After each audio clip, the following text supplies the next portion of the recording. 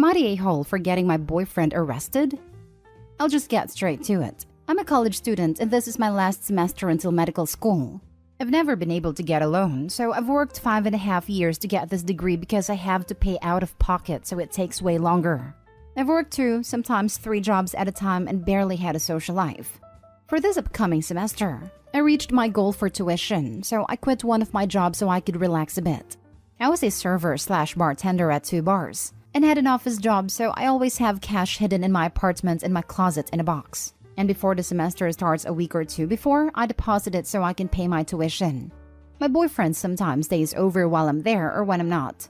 Since I've been saving for this semester, he's the only one who's been over. I've never told him about the box, but he knows I have to pay for school. Well, yesterday night, I get home to put money in the box because I was gonna deposit it today and it's all gone. I freaked out and tore my apartment up, thinking I put it somewhere else knowing I didn't. I called my boyfriend like crazy. No answer.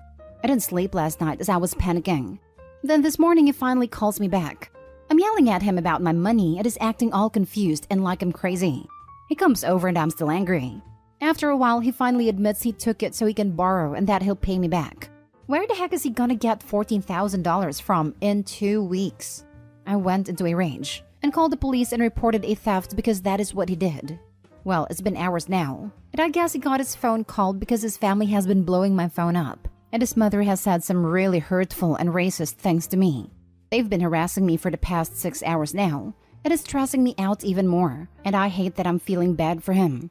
But he stole my money that I've been saving for months. His brother did call and he was respectful and said they'll help him pay it back, and I should just go to the police station with him and tell them I want to drop the charges. But I really don't believe them. I could do that and never get my money back still. I don't know what to do, and I hate that I'm contemplating doing this. I'm just really angry and have been crying all freaking day. Now for the top comments. Do not drop the charges. $14,000 is a huge amount of money. His family are lying. They are not going to pay you back. Your boyfriend's first response was to lie. He only admitted a theft afterwards. They will take off and run, and you'll never see him or any of them ever again. Why would you drop the charges? He stole from you. He deserves to go to prison. Also, if you do drop the charges, it's possible that any insurance you have will be nullified. You might be able to borrow money from somewhere, but they would need to see evidence of your ability to save money. You'll need a police report number as part of this application. If his family are banging on about paying the money back, tell them that they can sell one of their cars ASAP and pay you back, as courts usually charge interest on money judgments. Not stay home. Not stay home. Break up. Press charges. Get your money. Stop keeping $14,000 in cash in your closet. I'm not saying she deserves it. She clearly doesn't. But it seems like an unnecessary risk with no upside. Not stay home. Very sorry that happened to you. You could tell them you'll drop the charges as soon as you get your $14,000 back. And then don't drop the charges. Just block them all and move on. Do not drop the charges. He stole from you and you have no guarantee that the money will come back. If his family really want to help, they can pay the money back to you so they can tell the judge he has made restitution for a better sentence. The trust in this relationship has gone out the door and it is over. Block his family on your phone. You do not need their abuse. Before you do, if you have any messages from them, save them and ask the police for an apprehended violence order to prevent them from mistreating and threatening you. This. OP, please pay attention to this. Also, I'm so sorry this happened to you. In addition to dealing with the police, etc., reach out to the administration at your school and let them know what happened. Hopefully, they'll be compassionate, and at the very least, defer your tuition payment date so you can start classes as planned without paying late fees on your tuition. Who knows, maybe there are scholarship dollars or a bursary they can help you out with. Also, I am so incredibly proud of you. Working your way through school like that is not easy, and you did it. I've already made an appointment with my advisor and financial aid for Monday. I'm hoping they don't drop my classes. Thank you for the kind words. It's been hard, but I know the end result will be worth it. Next story. Am I the a-hole for calling my ex-wife spiteful, selfish jerk after she tried to convince me to sell our late son's apartment? I'm 54 male, my ex-wife is 52 female. We have been divorced for over 15 years. We had a son together, Michael, who passed away this May at 22 years old. He was a firefighter and died at a job. Michael's girlfriend Ilhan is 21 female and is pregnant, due in October. Her very conservative parents kicked her out for getting pregnant outside of their religion. My ex was never fond of Ilhan and very reluctantly agreed to share the cost of an apartment with me when I said we should help them out with a deposit and the first few payments for their own place. This was just weeks before Michael died. Ilhan stayed in the apartment after his death. I told her already I'd help out in any way I can. My ex approached me a few weeks ago and asked me to sell the apartment and get our money back. I told her Ilhan really needs it and deserves our help. We both have more than enough money. My ex asked me to sell many times in the past few weeks. Last week, we got into a fight about Michael's estate. She wants to sue Ilhan because she doesn't think she should get anything. She again asked me to sell the apartment. It's still in both our names. I told her I'll just pay her for her share of the apartment and let that be. She gets her money then. But she said she doesn't think Ilhan should have the apartment. I told her she's a spiteful and selfish a-hole who cares about the money, and not her daughter-in-law and grandkid who literally will never know his dad. She cried, called me an a-hole, and said I am insensitive about her loss. Not the a-hole. Morally, and I'd imagine legally, Michael's unborn child is entitled to Michael's estate over anyone else. The estate, yes, but the apartment is in my ex's name, so it's not part of the estate. Morally, it 100% belongs to Ilhan and the baby. Not the a-hole at all. You even offered to buy your ex out so you can protect your daughter-in-law and grandchild. If your ex doesn't take you up on that, it will be fairly obvious that is not actually about the money, but about your ex's prejudice towards Ilhan. Hasn't Ilhan been through enough? Kicked out of her family, lost her partner while she's pregnant. Now your ex wants her to be homeless? That's messed up. You are a wonderful father, and you are honoring your son's memory by helping out Ilhan. Not the a-hole in any way, shape, or form. I'm so sorry for your loss. I really hope that having Ilhan and your grandchild in your life will be a healing presence for you. Thank you. She's an amazing young woman, and I'm sure will be an exceptional mom to a lucky little one. And you, sir, will be a great grandfather to your grandson. He will grow up knowing that his grandfather will always have his back and protect him and his mother. He will love you and look up to you. Not the a-hole, brother. Your ex is either really going through it rough or they're truly awful. I hope it's the first one. I got no context for losing an adult child, but my intuition is that if I lost someone like that from my life, and the person they loved can still be in my life, I would take that opportunity all day and twice on Sundays. I would cherish it. Losing Michael was by far the worst experience of my life, and I can say with complete certainty that nothing will ever come close. Having Ilhan here, having had her support through this time, has been life-saving. And knowing that in a few months, a little bit of my Michael will come back to life, makes me completely smitten. Next story is titled, Am I the a-hole for refusing to put my fiancé on the house title after he kept handing me empty pens as a prank? I, female 34, have been with my fiancé, male 37, for 3 years. Getting married before the end of this year and recently moved in the house that I inherited from my mom. The house is in my name, and it took a lot of talking and convincing from him to have his name on the title as well. Now, honestly, part of me doesn't think this is a good idea, at least not right now. Maybe after marriage? But anyway, I've decided to go ahead and put his name on the title so he could go ahead and start contributing towards mortgage more and lighten my burden a little bit. We've made appointments, decided on which form of ownership we were basing this on. When it was time for me to sign the deed, my fiancé stopped me and gave me a pen saying this pen was his lucky pen and told me to use it to sign the deed. I took it and tried to sign, but turned out it was empty. He was like, "Oh, I must have forgotten," while laughing, and then pulled out his other lucky pen. I took it, tried to sign, and that one too was empty. Honestly, seeing how he was laughing, I figured he was messing with me, but he swore he wasn't, and pulled out another one of his lucky pens. I tried that one too, and it was empty.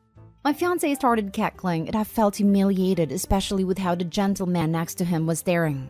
I got angry and asked him what that was about, and he said it was a prank. I asked, "Really? Did you really think this was a time for pranks?" He was like, "It's all right. You can use a real pen now."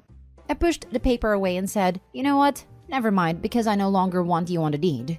He lost it completely, saying we had a deal and I can't back out of it just like that, and that it was a stupid joke that I took too seriously. We had an argument and I refused to sign the deed, at least not then and there. At home, he blew up again, saying I was the one who delayed the process, and that he already gave me a real pen and all I had to do was sign the damn paper and get it over with. He accused me of looking for an excuse not to have him on the deed, and started a silent treatment saying there's nothing to say till those papers are signed. Did I really take this too seriously? Now for the top comments. Not today, Hall. Red flags all over. 1. He pressured you into putting him on a deed? That's weird unless he has selfish motives. My husband literally suggested he not be on the title to my car to maybe help with the insurance costs. Because we're gonna be married anyway. Why does it matter? 2. He is very immature.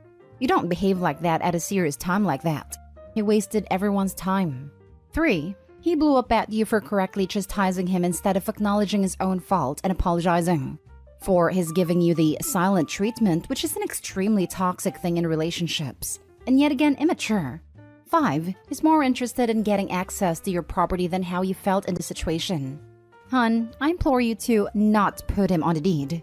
And depending on if this behavior is normal for him, I'd give a long and hard thought on if this is really what you want for your future.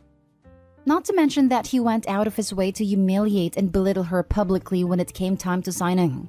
It wasn't just a prank. It was an extremely petty way for him to try and assert power over her and make her look and feel like the lesser person in the arrangement when she is, in fact, the opposite. This reminded me of my paternal grandfather. He would pull crap like this and act like it was funny. He was also an abusive a-hole to my grandmother, physically and verbally. He was always belittling her and treating her like she was stupid. She was miserable until she ended up in a nursing home after breaking her arm. She refused to cooperate with physical therapy because then she couldn't go home. She literally was happier there than living with him. Hope you don't end up like my grandma. Not the a-hole. You're the a-hole to yourself. He's gonna take half of your house when you break up. Don't do it.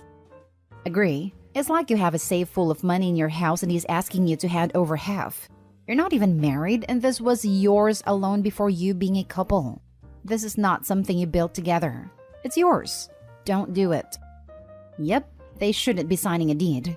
They should be signing a prenup that says the house is hers and maybe they will share in any appreciation, since he will be financially invested. Now for the last story. Am I the a-hole for not wanting to financially contribute to my boyfriend's home repairs even though I live with him? I, 25 female, live with my boyfriend, 28 male. I'm in grad school and work from home full-time. He works full-time. I make $60,000 a year. He makes $200,000 a year. We split bills 70-30. 20% of my income goes to paying for grad school since I have a bartending side gig that I use to cover the expenses of it. We moved in together into an apartment that we both chose, and things were fine. But then when the housing market started getting really bad, he got anxious about not having property in his name and bought one. I didn't really care since we're not married and he can do whatever he wants with his money. Forward a few months and our lease is ending and he waits until 3 days before to tell me we have to move out. They already leased our units because he didn't renew the lease, and we move into the townhouse he bought. I'm an avid DIYer. And my mom is a general contractor and previously an architectural engineer, so I've done tons of home improvement jobs at my mom's house and my childhood home on my own. Kitchen, bathroom, backyard, flooring renovations, etc. My boyfriend is now upset because I told him that not only will I not do any of that at his place, that is only in his name as it should be, I also won't financially contribute to renovations. It would be different if there was structural damage or things in need of fixing, but he just wants updates because the townhouse has all of the early 90s finishes. I have enough on my plate right now with both jobs, grad school, and hella debt. I'm not going to play Bob the Builder in my small amount of downtime, especially when I will never profit from it. He said I'm selfish, I don't care about him and has been acting weird since. Am I the a-hole? Edit. We split all bills 70-30. I pay 30% of every single bill, including mortgage, HOA, and property taxes, outside of grocery and pet care, which I pay 100% of. This doesn't include our personal bills such as car payments, /insurance, /health insurance, etc. I did consider marriage and a future together before the surprise move. Now I'm not as sure. I've told him that, and before we ever closed on a property, we discussed that I would not have anything to do with the rehab projects outside of recommending contractors and materials because I have too much on my plate. Half of his work time is spent golfing to network. I think this is the perfect time for him to learn a new skill himself. I didn't have a say in the location. Style edge anything regarding the townhouse. I don't consider it ours in any way, shape, or form. It's in a city where I'm an extreme minority, and I've already made it clear that I'm not willing to live here more than 2 years. Not stay home. He sprung a move on you with 3 days' notice? He's asking you to financially contribute to a property you don't have any stake in? He's calling you selfish when he makes triple your salary and you're in school and working full-time. Be careful, OP. Yeah, I've told my mom everything so that she knows if I ask for money to move out in the case of an emergency, we have a plan set up. I don't know. Ever since the last minute's move out, I haven't trusted him very much. He claims he just forgot to renew the lease, and with the price hike our apartment did, it only made sense to move. I agreed at the moment because I don't want to think about it and had exams, and it does save us both more money. But I would never agree to live with a man on a property they own in any other case. He claims he just forgot to renew the lease, but also was simultaneously purchasing a condo at the same time he was forgetting to renew the lease? And never once mentioned finding a lender, tracking down all his pay stubs for pre-approval, touring houses, putting in an offer, or scheduling an inspection? Girl, your mistrust is well placed. I don't know what his endgame is here, other than assuming he had a built-in free contractor, but I'm side-eyeing him hard. Not stay home. You have a ton on your plate already. And to be honest, it's his place. He could tell you to leave tomorrow and you'd be out the money and the work. Exactly. That's why I refuse to. With my mom's properties, it's different. I'm her only child and they'll be mine one day no matter what. And if we break up, I have a place to go live rent-free. But if I helped to the percent that he wanted, I wouldn't even be able to save any money. It would literally leave me with less than $250 a month